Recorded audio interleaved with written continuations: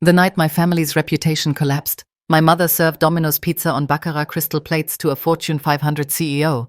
She blamed me for the disaster, called me unstable, and told everyone I had ruined her life. But the truth was far more shocking, because while she was humiliating herself with cold pepperoni slices, I was in Miami signing a $3 million contract that would change my life forever. If you enjoy stories where the underdog finally wins, make sure to subscribe and tell me, if you were in my shoes, would you have shown up that night to reveal the truth, or kept your secret until the perfect moment? Now let me take you back to the years before that infamous Christmas Eve. My name is Emily Carter, and I am 30 years old. For most of my life, my parents treated me like the unpaid servant of the Carter family. Every holiday, every gathering, I was hidden in the kitchen, cooking, cleaning, and working until my hands were raw. Meanwhile, my younger brother Jason was celebrated like a king. He worked in finance, wore $1,000 suits, and was introduced as the pride of the family. Me? I was the disappointment, the between-jobs daughter, the one who makes a lovely roast. We lived in a mansion in Boston, filled with chandeliers, marble floors, and the illusion of perfection. But beneath the surface, the truth was cruel. Jason was the adored son. My mother, Margaret, cared only about appearances. My father stayed silent, too afraid to contradict her. And me, I was the invisible daughter, useful only when they needed food on the table. One memory still burns in my mind. I was 17 when my mother threw her biggest Christmas gala yet. Over 100 guests filled our home, sipping champagne under golden lights. Jason looked like royalty, surrounded by people praising him. I wore an apron. I spent 14 hours preparing canapes, carving turkey, and arranging desserts. At one point, a guest asked my mother what my plans for college were. She laughed, not kindly, but the kind of laugh that slices straight into your chest. Emily does not have Jason's talents, but she makes a lovely roast. That moment shattered me. It was the night I realized no matter what I achieved, it would never be enough. I was not their golden child. I was their maid. So I stopped trying to prove myself to them. I smiled when asked. I worked in silence, and I built my own empire without ever telling them. I started Aurora events with $5,000 I saved from waiting tables. For years, I worked without sleep, pouring everything I had into the business. By the time I turned 30, I had 50 employees, luxury clients across the country, and an invitation from Forbes. My company was worth millions, but to my parents, I was still between jobs, still the one who cooks. That was my role for more than a decade. Invisible, dismissed, unwanted. Until the Christmas Eve when my mother demanded that I cook a feast for 30 Wall Street executives with less than 24 hours notice. That demand would finally push me to make the choice that changed everything. It all started with a phone call on December 23rd. I was folding clothes into my suitcase when the screen lit up. "Mum, I already knew this was not going to be pleasant," I answered. And she did not even say hello. "Emily, cancel whatever silly plans you have for tomorrow. Jason is hosting an important dinner on Christmas Eve. 30 guests. Executives. You will cook." I froze for a second. She had just told me to drop everything and cook for 30 Wall Street guests in less than 24 hours. 7 courses, 10 sides, appetizers, dessert, wine pairings, all planned without asking me. I looked at the open suitcase on my bed. Inside was my passport and a plane ticket to Miami. Departure time 8 p.m., December 24th. My meeting with Aurora Hotels was set for the next morning. A $3 million contract was waiting for me. "Mom, I cannot," I said carefully. "You cannot what?" "You cannot cook. You have nothing better to do." My hand tightened around the phone. "I have a business trip." She laughed, a sharp, cutting laugh that still makes my stomach twist. "Business trip. Emily, stop pretending. You do not have a real job. Jason has a real career. You just play in the kitchen. This family needs you. Be useful." Useful. That was always the word. Not successful. Not accomplished. just useful. I wanted to scream. Instead, I said, "Mom, I am not coming." Silence. Then her voice snapped like a whip. "If you do not come tomorrow, do not bother coming back at all." I stared at my ticket again. My choice had never been clearer. Be their maid forever, or finally be the CEO I had worked to become. For years, I had ignored the warning signs. The time my mother turned my childhood room into Jason's extra closet. The family parties where I was introduced as just helping out. The day she laughed when I told her I had my own company. What business? Are you calling your little cooking hobby a company? Her words burned in me every single time I walked into a client's ballroom filled with 1,000 guests who trusted my team to deliver perfection. She never asked how I paid for my apartment, never asked how I bought my car. She just assumed I was living off savings from my grandmother. All the while, Aurora Events was growing into a powerhouse without a single dollar from them. My phone buzzed again. This time it was Jason. A text that read, "Mom says you are cooking tomorrow. Do not screw it up. These people are important. Important people. Apparently more important than me." I laughed out loud. It was not bitter this time. It was freedom. For once, I was not going to be the family servant. I had a flight to catch. But what none of us knew then was that one of those important people Jason bragged about was someone I knew very well. A woman who was about to change everything. And wait until you hear who it was. Christmas Eve arrived, and for the first time in my life, I was not there. Instead, I was sitting in an airport lounge with my boarding pass to Miami. My phone buzzed non-stop with calls and texts from my mother and Jason. I did not answer a single one. Meanwhile, in Boston, guests began arriving at the Carter Mansion. 30 executives, bankers, lawyers, and their polished wives. The chandeliers glowed, the fire crackled, and the table sparkled with baccarat crystal and silver flatware. It should have been perfect, but the kitchen was completely empty. My mother paced back and forth, panic rising with every tick of the clock. She had bragged for weeks about the feast her daughter would prepare. Lobster bisque, roast lamb, truffle mashed potatoes, desserts flown in from Paris, and now there was nothing, not even a bread roll. Jason tried to save face, but it was hopeless. At 7 o'clock, guests began whispering. By 7:15, my mother was on the phone calling every restaurant within a 50-mile radius. Everything was closed.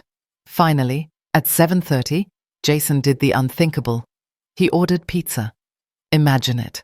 30 Wall Street executives, dressed in Armani suits and velvet dresses, standing around a mahogany table set with baccarat crystal, and in the middle of all that elegance, cardboard boxes from Domino's and Papa John's, slices of greasy pepperoni and cheese sliding onto plates worth more than most people's rent. One of the guests actually laughed out loud. Another whispered, "I thought Emily was supposed to be this amazing cook." My mother's face turned crimson. Her solution was to start blaming me right there in front of everyone. She is unstable. She abandoned her family. She ruined everything. What she did not realize was that one of those guests had heard my name before.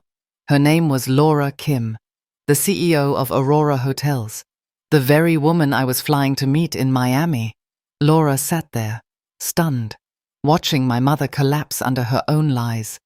She ate one slice of cold pizza, then quietly excused herself. Within 20 minutes, half the guests had left. By 9 o'clock, the Grand Carter Christmas dinner was nothing but a pile of greasy boxes and angry whispers.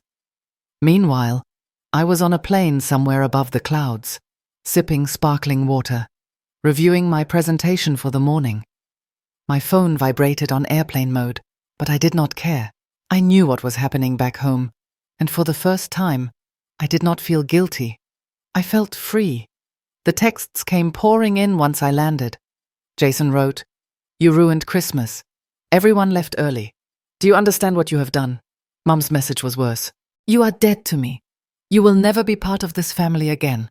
But there was one text that made me pause. It was from an unknown number. A short message that simply read, "Looking forward to our meeting tomorrow. Laura Kim." And that was the moment I realized the universe had set the stage for something none of us could have predicted, because the very woman my mother tried to impress with pizza was the same woman who would soon hear the truth from me. And trust me, you will not believe her reaction. The next evening, I walked into the conference room at a Miami resort. I wore my best navy suit, hair pulled back, portfolio in hand. My stomach was steady, but my heart was racing. This was the moment I had worked for, the contract that could change my life forever. The door opened, and in walked Laura Kim.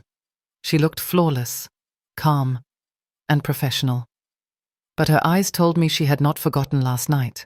She shook my hand, paused for half a second, then said, "Emily Carter, that is an interesting coincidence." I smiled politely. "Yes, Miss Kim. Carter is my family name." Her eyebrow lifted just slightly, as in Margaret Carter, Boston, large mansion, dinner party with pizza. The room went silent. My team shifted uncomfortably. I did not flinch. "Yes, that was my family's party." Laura let out a soft laugh. "Your mother spent the entire night blaming you. She told everyone you were unreliable, unstable, and incapable of holding a real job." I kept my voice calm. "She has believed that for years." Laura tilted her head. "And yet, you are here, sitting across from me, about to negotiate a $3 million deal." The other executives in the room leaned forward, clearly fascinated. Laura opened a folder in front of her, then slid a document across the table. It was a printed article from Forbes. On the front page was my photo, smiling confidently. The headline read, "From Invisible to Indispensable. How Emily Carter Built Aurora Events into a National Powerhouse." My secret was no longer a secret. Laura tapped the article with one manicured nail. "I read this on the flight. Imagine my surprise. The woman your mother called a disappointment is actually one of the most successful young entrepreneurs in hospitality." She leaned back in her chair and laughed again, this time louder. "Emily, do you know what it was like to eat pizza on Baccarat Crystal? While your mother told me you were a failure, and now I find out you are the CEO I have been chasing for 2 years." The executives burst out laughing. One of them said, "This might be the most ironic business deal we have ever signed." I opened my portfolio, steady as ever. My family has never asked about my work. They have never wanted to know who I really am.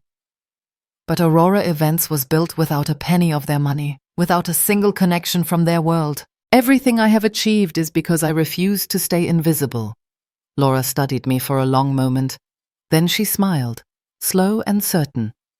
"Well, Emily, I think we should make this official." She reached across the table. I placed my pen on the dotted line. And just like that, Aurora Events secured a $3 million contract. The room erupted in applause. Champagne was poured, and Laura raised her glass. "To Emily Carter, the woman whose family served me cold pizza while she built an empire." My phone buzzed in my bag. I glanced at the screen. 40 missed calls from my mother, 20 from Jason, even one from my usually silent father. I turned it face down without a second thought. But then, a new message flashed across the top of the screen. It was from Laura herself.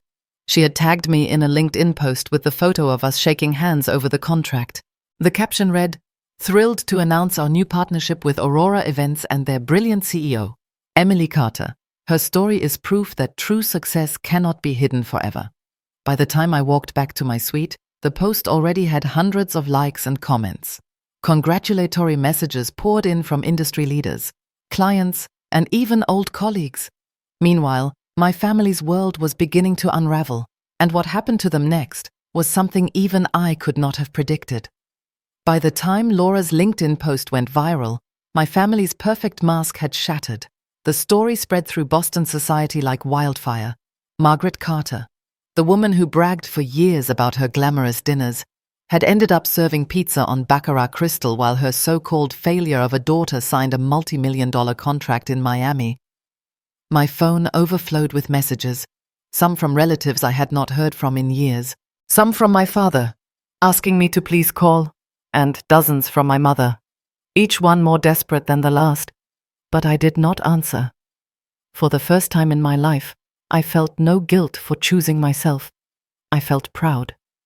Days later, Forbes released the full article. There was my photo, bold on the cover, with the headline, "From Invisible to Indispensable. Emily Carter's Journey to Building Aurora Events Without Family Support." The article explained everything. How I started with nothing but $5,000 saved from waiting tables. How I built a company that now employed 50 people and serviced luxury clients across the country. And how I had done it all while my family dismissed me as unemployed and unworthy. The fallout for my family was brutal. Jason lost a major client who no longer trusted his so-called family values. My mother was quietly removed from a charity board, and my father could not set foot in his country club without whispers trailing behind him. Meanwhile, my company doubled in size within months.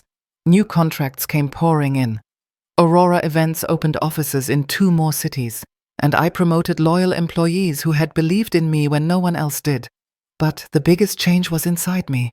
For years, I had lived small, afraid to show my light because my family told me it was not enough. Now, I realized that success does not need permission. Respect is not optional. And your value is never determined by people who refuse to see it.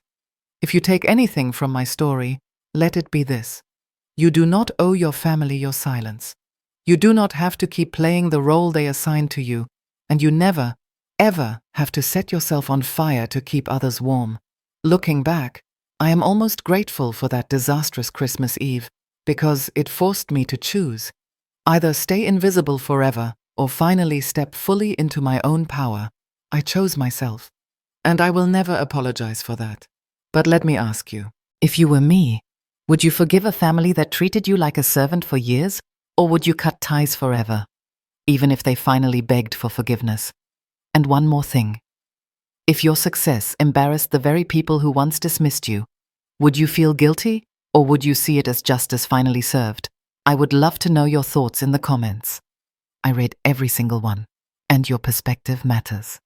And if this story inspired you, please hit that like button so more people can find it. Make sure to subscribe if you enjoy stories where the underdog rises and wins. Because trust me, there are so many more stories like mine waiting to be told. This was Emily Carter, reminding you of one simple truth. Your worth does not decrease because others refuse to see it. Know your value, live your truth, and never settle for being invisible.